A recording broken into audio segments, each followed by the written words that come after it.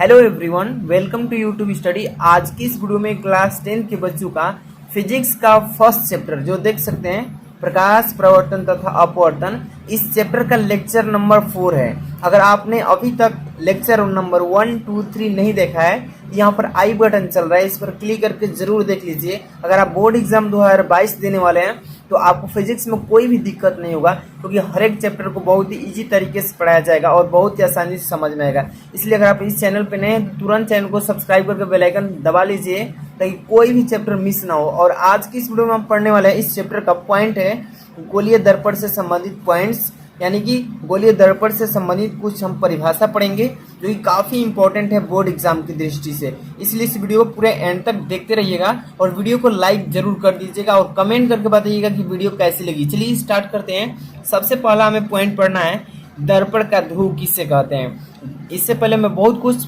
बता चुका हूं और आज की इस वीडियो में हम पढ़ना है दर्पण का ध्रुव किसे कहते हैं। तो देखिए, गोलीय दर्पण के प्रवर्तक तल के मध्य बिंदु को दर्पण का ध्रुव कहा जाता है। ठीक है, अभी हम फिगर बनाकर समझा रहे हैं। फिर यहाँ पर आप परिभाषा देखिए, एक बार लिख दे रहा हूं कि गोलीय दर्पण के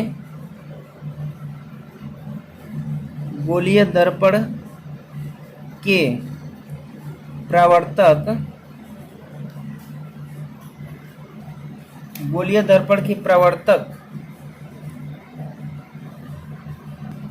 तल, यहाँ पर देखिए, तल के मध्य बिंदु को दर्पण का ध्रुव कहलाता है। दर्पण का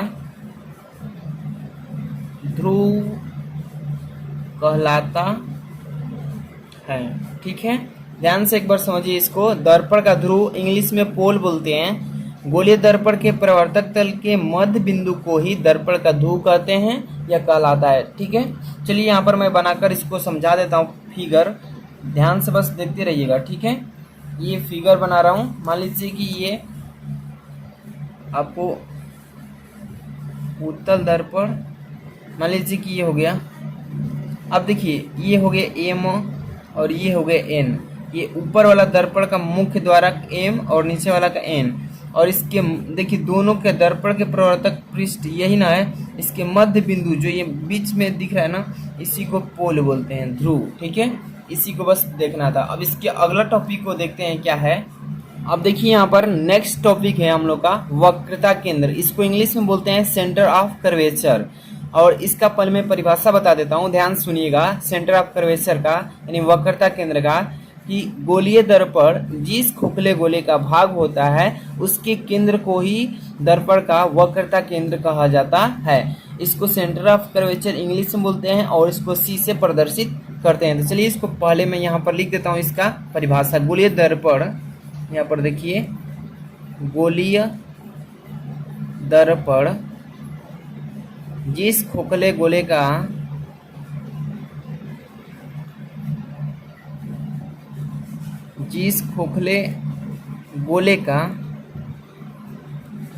भाग होता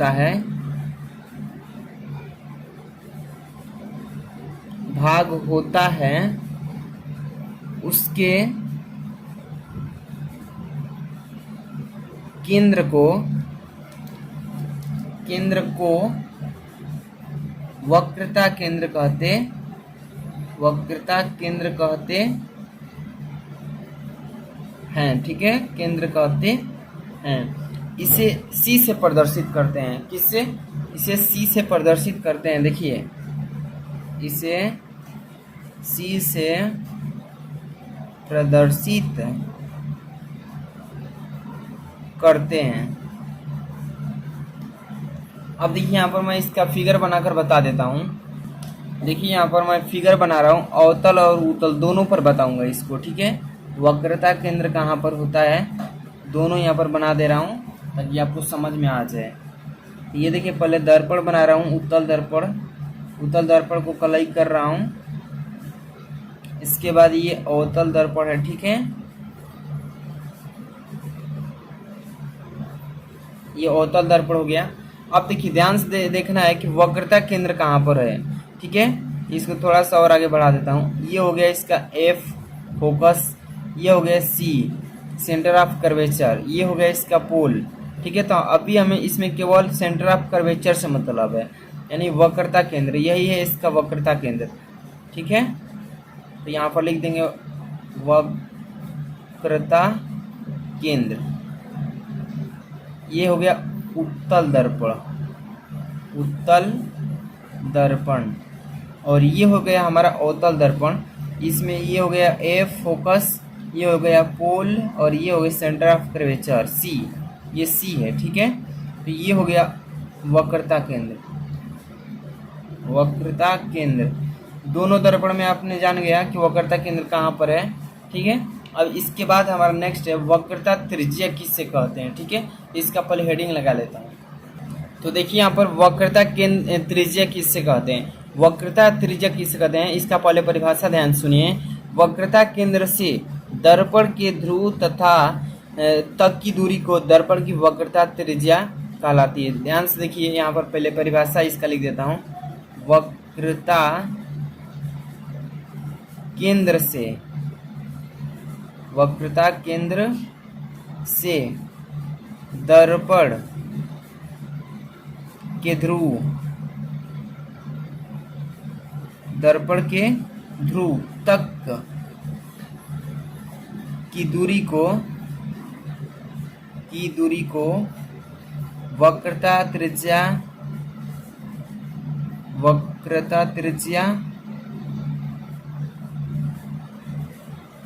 कहलाती है। ठीक है, वक्रता त्रिज्या कहलाती है। ध्यान से देखिए, यहाँ पर मैं फिगर बना दे रहा हूँ इसका। ये मान लीजिए कि आपका अवतल दर्पण हो गया। ठीक है, अब यहाँ पर मुख्य अक्ष खींच दिया मैं, यहाँ पर पोल हो गया इसका, यहाँ पर फोकस हो गया, और ये सेंटर ऑफ कर्वेचर हो गया। तो ध्यान दीजिए क्या बताया जा रहा है कि वक्रता केंद्र यही है ना, से दर्पण के ध्रुव, ये दर्पण का ध्रुव हो गया, तक के दूरी को ही क्या बोलते हैं, वक्रता त्रिज्या। यहाँ से लेकर और यहाँ तक पोल के सामने और सेंटर ऑफ कर्वेचर, इसी बीच की दूरी को क्या बोलते हैं, वक्रता त्रिज्या बोलते हैं। ठीक है, इसको वक्रता त्रिज्या को किस चीज से प्रदर्शित करते हैं, तो कैपिटल आर से। ठीक है ना, और देखिए वक्रता केंद्र और एफ के बीच की, पी के बीच की दूरी को कैपिटल आर त्रिज्या, और देखिए और सेंटर ऑफ कर्वेचर और पोल के बीच की दूरी को फोकस दूरी कहते हैं। ठीक है, अभी इसके आगे पढ़ेंगे। अब इसके अगला हमारा पॉइंट है मुख्य अक्ष। मुख्य अक्ष किससे कहते हैं, ये भी जानकारी ले लीजिए, काफी इंपॉर्टेंट है एग्जाम के व्यू से। ठीक है, मुख्य अक्ष किससे कहते हैं, ध्यान सुनिए। गोलीय दर्पण के ध्रुव तथा वक्रता केंद्र को मिलाने वाली रेखा को ही क्या बोलते हैं, मुख्य अक्ष कहते हैं। ध्यान सुनिए, यहाँ पर परिभाषा लिख देता हूँ कि गोलीय दर्पण के ध्रुव तथा वक्रता केंद्र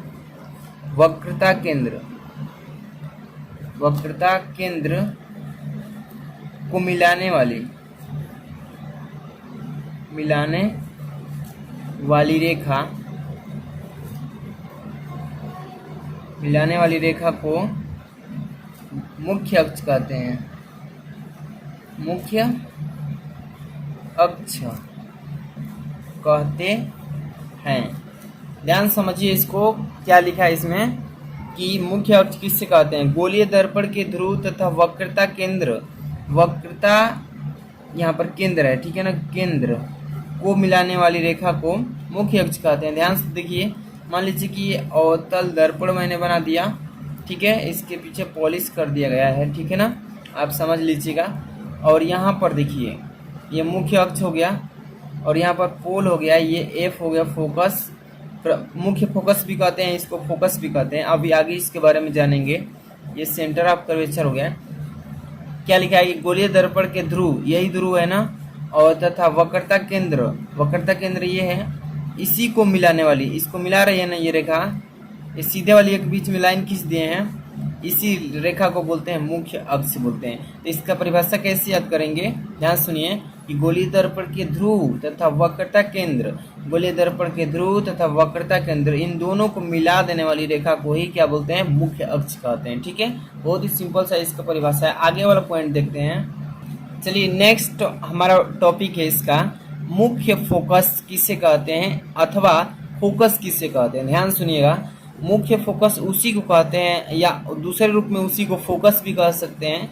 इसका परिभाषा क्या होता है, पहले ध्यान सुनिए फिर बताता हूँ लिखकर। ठीक है, किसी गोलीय दर्पण की मुख्य अक्ष के समांतर आने वाली किरणें दर्पण से परावर्तन के पश्चात मुख्य अक्ष के जिस बिंदु को मिलती है, मतलब जिस बिंदु से होकर जाती है, उसी बिंदु को बोलते हैं मुख्य फोकस।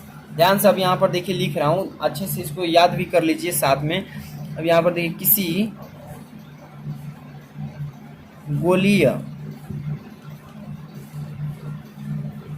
गोलीय दर्पण, ठीक है, किसी गोलीय दर्पण की मुख्य अक्ष के समांतर, मुख्य अक्ष के समांतर आने वाली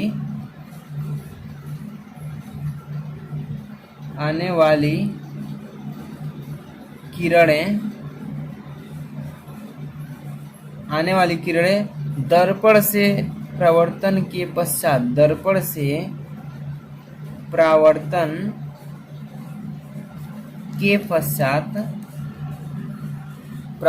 के पश्चात जिस बिंदु से, मुख्य अक्ष लिखेंगे पहले, मुख्य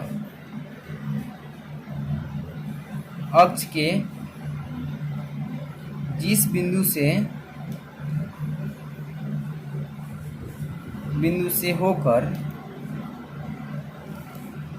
होकर जाती है, उस बिंदु को क्या बोलते हैं, मुख्य फोकस कहते हैं। मुख्य फोकस अथवा क्या बोलते हैं, फोकस कहते हैं।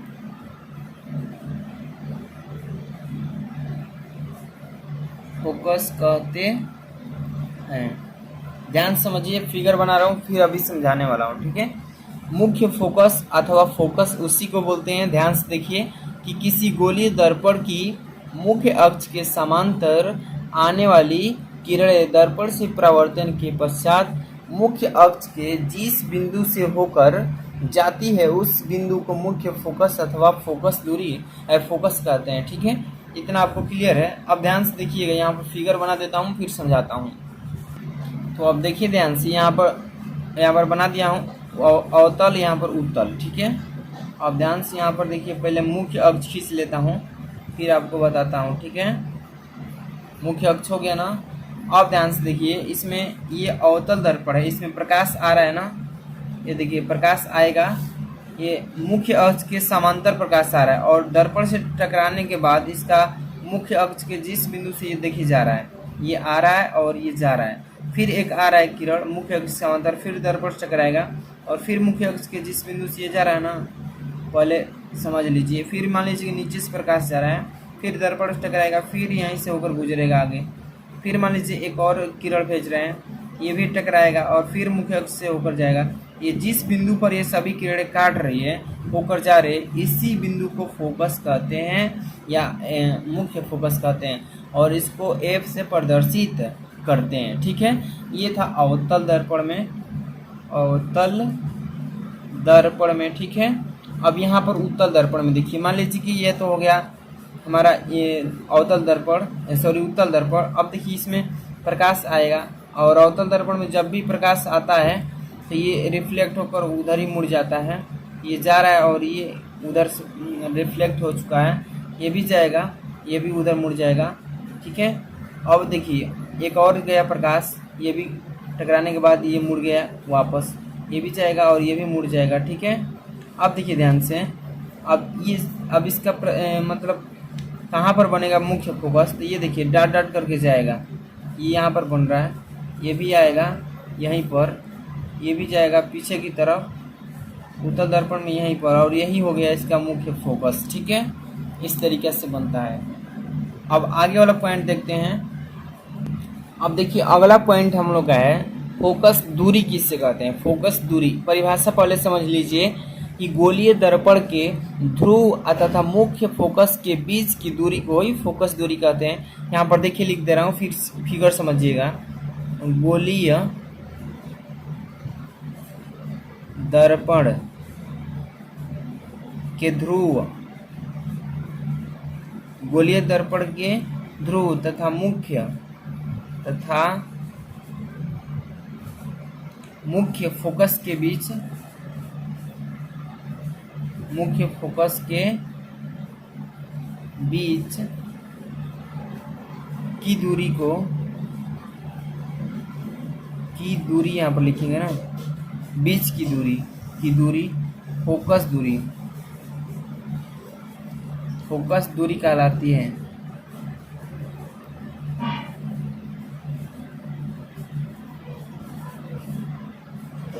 ठीक है।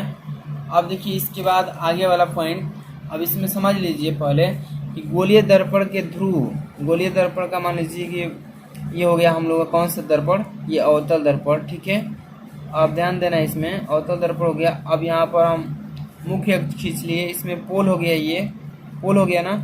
ये कह रहा है कि गोलीय दर्पण के ध्रुव ये हो गया तथा मुख्य फोकस मान लीजिए ये हो गया।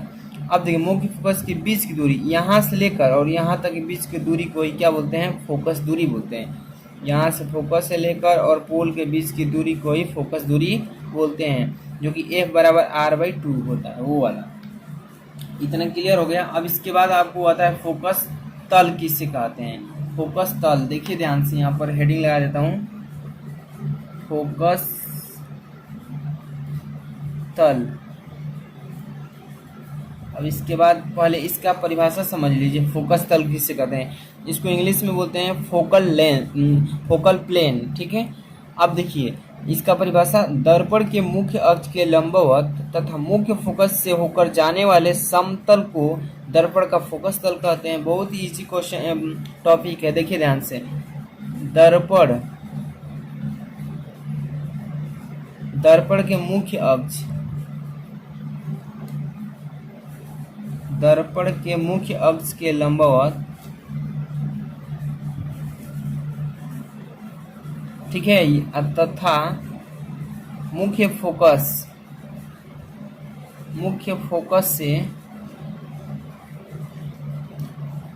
से ठीक है, फोकस से होकर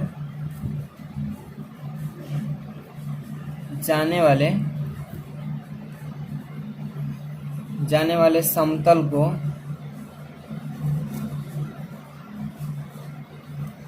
दर्पण का फोकस तल कहते हैं। फोकस तल कहते हैं। ठीक है, ये हो गया इसका फोकस तल। ठीक है। अब इसके बाद हम लोग पढ़ेंगे नेक्स्ट वीडियो में, नेक्स्ट आएगा वीडियो जो उसमें पढ़ेंगे गोलीय दर्पण से संबंधित प्रतिबिंब का बनना, उसका नियम पढ़ेंगे, प्रतिबिंब कैसे बनता है। तो आज की इस वीडियो में बस इतना ही। वीडियो को लाइक करके कमेंट करके बताइए कैसे लगी वीडियो, और नेक्स्ट वीडियो का वेट कीजिए, नेक्स्ट डे आपको मिलने ही वाला है। और इन सभी लेक्चर का PDF चाहते हैं तो वीडियो के डिस्क्रिप्शन में टेलीग्राम का लिंक है, वहाँ से ज्वाइन हो जाइए।